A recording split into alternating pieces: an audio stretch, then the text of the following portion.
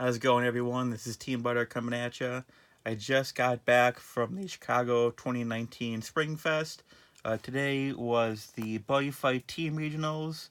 My team today went 2-3, while I personally went 4-1. It was a lot of fun. This was my first major event for buddyfight, so a very good learning experience. Something that I'm going to take from today and become better. So today we're going to be going over the deck that I did bring to the regional, which was my Magic World Garga. So let's get right into it. So the flag is Magic World. Our buddy is going to be Daybreak Roar Gargantua Dragon.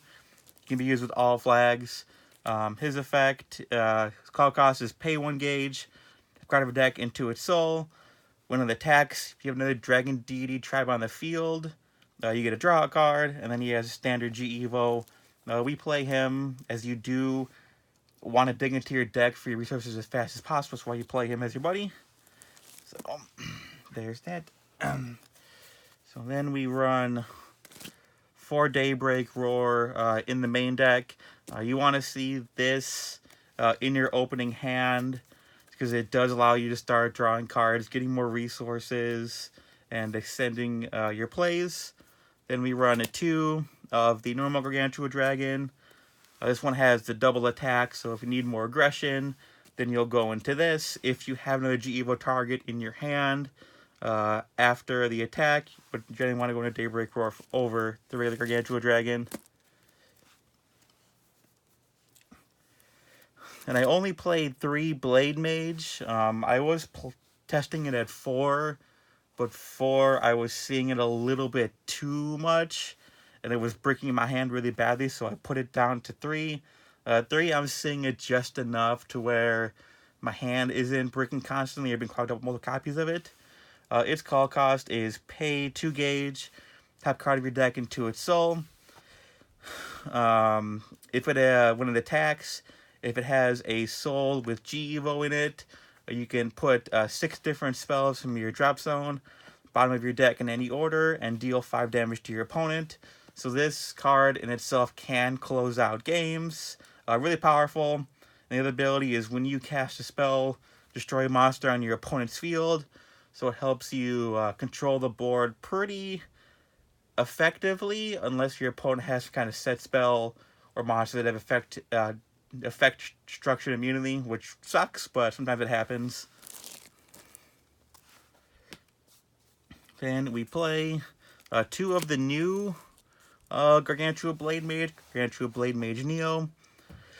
His call cost, if you have to hardcast him, is pay 3 gauge and put the top card of your deck into its soul.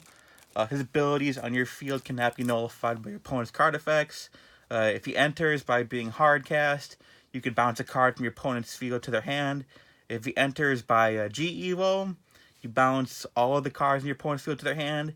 You gain 1 life for each card returned to the hand this way. And he has double attack and soul guard. This is good for more defensive plays. There were times when when I would call Daybreak Roar, I would attack with it, draw the card. I wouldn't G-Evo, and my opponent would go and they attack into the Gargantua. He would live, and I would G-Evo into the Neo, bouncing it back to their hand, gain the life back, and end their attack phase essentially, which is really solid. So I use this more offensively. It can be used offensively too if you come up against something that has like high defense that you can't beat over. This can get rid of the problem. So that's why I run 2. Next up is 4 Magic Cat. You can only cast this card if you have another D Dragon Tribe on the field. When he enters, look at top 3 cards of your deck. Add a spell from among them to your hand. Put the rest on the bottom of your deck in any order. Since you are searching specifically for a spell, you do have to reveal it to your opponents. They can verify that it is a spell. And the second effect is it cannot be returned to the hand by card effects. So you can't abuse it, which is why it has that effect. So really good. I was playtesting it at 3. Three, I wasn't seeing as much as I would like to. Four, I see it enough to where I can fill my hand back up with useful spells, and calling over it too is not a bad thing, so that's why I play four. Next, I only played two Transmitter Magic Magidog. I would play more if he wasn't a hard once per turn call. With the effect, I can understand why. When he is called, you can pitch a Deity Dragon Tribe from your hand, and if you do, gain a gauge, draw 2 card. So certainly a way to fix really bad hands if you just brick so hard. There were games when I called him, and I would pitch. Let's say I had 2 Neos and 2 Blade Neos in my hand. I pitch 1, and I would gain the gauge and draw 2, and my hand would be fixed because I would get an Examinate or something where I can start going off, getting better cards in my hand. So really, really important. I might bump it up to 3 because it is really solid. I do want to see it in my opening hand start getting my gauge and draw power going. So possibly. Then we move on to the spells. I play 4 Examinate. Only cast this card if you have a D Dragon type on your field. It has counter timing, so it can be played on during your opponent's turn. You look at the top 3 cards of your deck. You put 1 to hand, 1 to gauge, and 1 to drop, and then you gain 1 life. You only cast it once per turn. Now this is really solid because it lets you pick what you need in your hand at that moment, and it also fills up your gauge as well. And then it can, the pitching effect for the last card, it can help you set up for Blade Mage. Something that I found to be really useful is get Blade Mage on the field, go to your opponent's turn, they start doing stuff, cast Examinate, look at top 3, grab a card you need, Blade Mage will pop something to clear the field. So really, really solid card. That's why you play it for. You want to see it in your opening hand. Then we play 3 nice ones. It's pay 1 gauge, draw 2 cards. Draw 2 cards. Nothing to say about that, really. I can only cast it once per turn. So this one you want to see in your hand, but not multiple copies, because it can break if you open like 2 or 3 of them, because it's a hard once per turn. Overall, really good card. You want to see this. Then we play 2 God Magic First Try. You can only cast a card if you have a D Dragon Tribe on your field. Counter timings can be during your opponent's turn. Put the top 2 cards of your deck into your gauge. And then if you have a God Magic Nextent in your drop zone, you may add that card to your hand. Really solid. It's gauge acceleration. It's a spell that Blade Mage can use. Blade Mage can work off to pop stuff on your opponent's field, so really good. Then we play 2 God Magic Nextent. You may only cast this card if you have a Dragod on your field, so it does require Gargantua Dragon to be on the field. Cast cost is pay 1 gauge, and then choose one of the following 2. Nullify the abilities of a monster on your opponent's field, or for this turn, a monster on your opponent's field gets minus 5k power, minus 5k defense, and minus 1 critical. You only cast it once per turn. This, depending on the situation, you're generally going to go for the nullify abilities. You can nullify say a big monster that has Soul Guard, and then Blade Mage will activate at the resolution, pop the nullified monster, get rid of a really big threat. Really, really important. Since it is a hard once per turn, you don't want to see too many of it in your opening hand, because it can get really bricky. But this card has saved multiple times too. And the second effect, where it minuses power and defense and the 1 critical, that can help you live through attacks, or just make it so your opponent cannot kill your own. I've had to use that for that effect a few times, and it has saved me. So overall, really good utility card. Then we play 2 Doom Testa. Cast cost is pay 1 gauge, and then you can either use one of the following 2. Search for a Deity Dragon Tribe item from your deck and put it into your hand. And then the counter is you gain 5 life. Both abilities are really, really strong. This you do generally want to grab your item because your item is super important to your offensive strategy as well. But sometimes, though, that 5 life will help you from getting impacted to death or just run over by a really big monster. So, really good. Next up is 2 Terra Soleil. I'm guessing that's how you pronounce it. Cast cost is pay 1 gauge and pay 1 life. Choose one of the following 2. Stand up to 1 Dragon and 1 item on your field, or rest 2 cards on your opponent's field.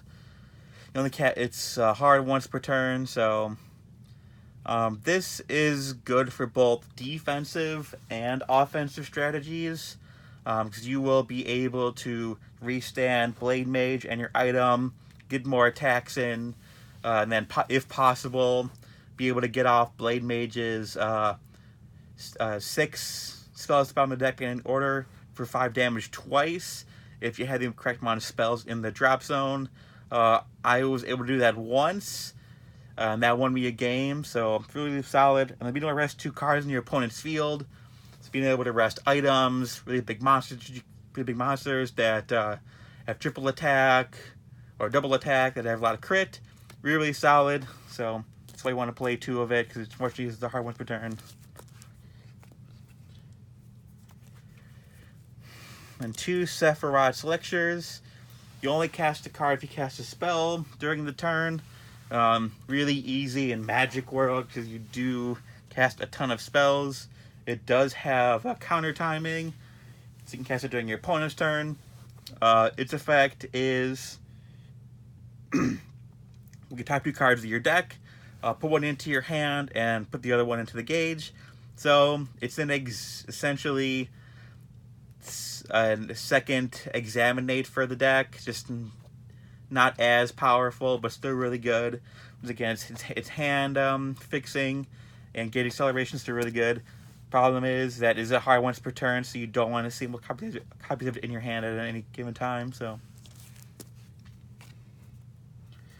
then we play 2 Warrior.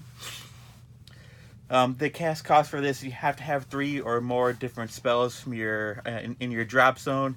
Counter timing, return a card from your opponent's field to the hand. This card saved me so many times today.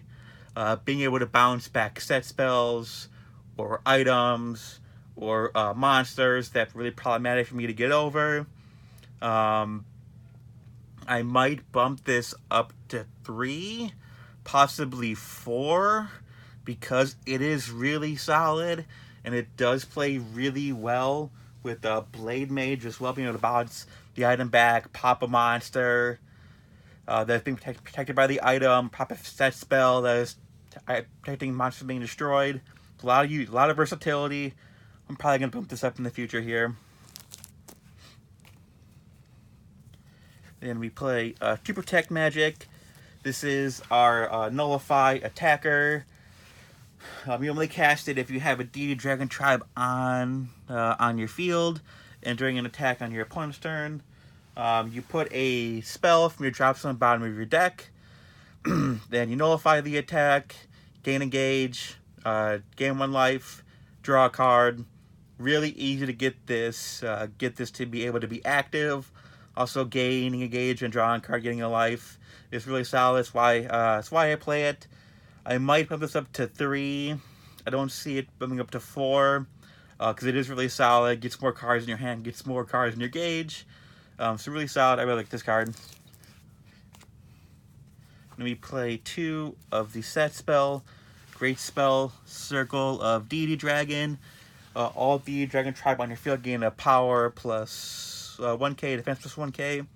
And then during your opponent's turn, you may pitch a spell from your hand and pitch a spell from your hand during your opponent's turn, the start of your opponent's turn, and then grab a spell from drop zone back to your hand. So if you have a really dead card in your hand that you have both copies of, you can pitch the 1 copy. That's a lot more useful for you at that time of your opponent's turn. You only have one of these set on your field. You play 2 because it's good, but not really necessary.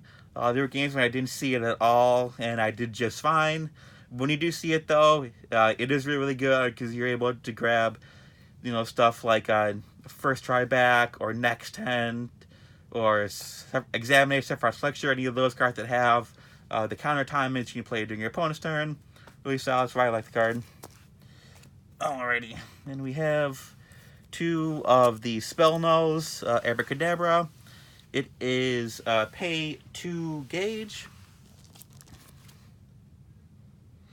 And then you only cast when your opponent casts a spell, and then counter and nullify the spell. This card also saved me a few times. When someone tried to Drago trap me, you just nullify it, go on with your attacks, or they try to cast something to destroy a monster on your field, nullify it, or just a really good spell is important to a deck strategy. You're just able to stop them right there in their tracks if you nullify the correct spell. Really solid. Its cast cost is a little too high at 2 gauge. With how much gauge you do gain in the deck, this really isn't a problem. So that's why I play 2. This is subjective to change. I played 2 Be Gone. Cast cost is pay 2 gauge. And then countered, nullify the call of a size 2 or less monster. Against certain decks, this is amazing. Against other decks, it's absolutely awful, and it's the worst card to have in your hand. Because, hey, Lost World, they don't have sizes. Max Dragons, they're all 3 and above. You get some other decks too, they just don't really care if stuff gets nullified. So this is subjective to change. I keep it in right now because I have seen a lot of success with it, but I might cut this out actually. Then we play 1 Teachings of Fighting Emperor. Its effect is put up to the same number of cards in your gauge as the Dragon Tribe on your field. Then if you have a Dragod on the field, you draw a card. So you can gain up to 3 gauge by having a Gargantua, the size 1 cat or dog, and the item, so you can gain 3 gauge. On top of that, you draw a card. It is a hard once per turn. This is really solid as well. It's more gate acceleration, gets more cards into your hand. So I really like it. Add a 1 of. Then I do play 2 of the item. I only play 2. You don't want to see this card necessarily called out either. You can search it out as well. Its equip cost is pay 1 gauge, pay 1 life. It cannot be destroyed by your opponent's card effects. You cast a spell during your turn, it gets double attack. Really, really solid card. Double attacking items are really, really nice too. And casting a spell during your turn, it's really, really easy to get the double attack effect off. So I play it at 2. And then I only have the 1 Magic World Impact. Do your Gargantua Punisher. Your opponent's life is 5 or less. Cast spell during your turn, drag on your field, and your opponent's monster in the center. Cast cost, pay 2 gauge, you 5 damage to your opponent. Cannot be nullified, and the damage cannot be reduced. Generally a game ender. I used this once today during my matches, and I won me the game. I'm probably going to bump it up to 2, just because there were times when I could have closed out games faster if I had it. But I didn't have it, unfortunately, or it was in the gauge, which, hey, sucks, but it was unfortunate. It happens sometimes, so I'm probably going to pump this bad boy up to 2. Alrighty, and that is that for the deck profile. I will see y'all later. Have a good one.